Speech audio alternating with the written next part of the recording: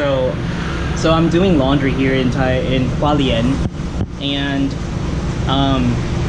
yeah, it's like this mom and pop shop that I found that's 24 hours, and the owner, the mother, she treats me like a little, like her own son. It's so cute, because she noticed that I was hungry because I went around to go get the dumplings that I bought for like 10 pieces of dumplings for like $50, New Taiwan dollars, and she knows I was hungry, so I was eating a lot, and she doesn't speak English, not one bit.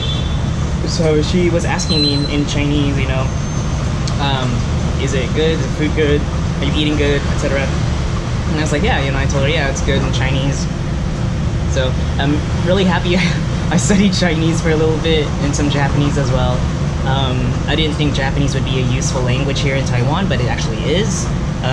They play Japanese media and music in stores, and yeah, I just finished. And people here do recycle.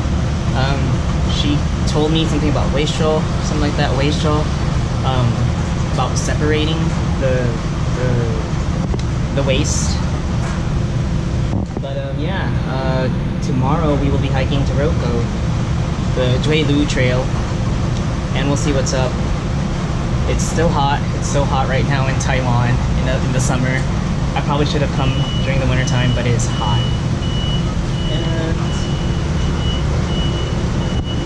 I have 10 minutes left on my laundry. I will catch y'all later.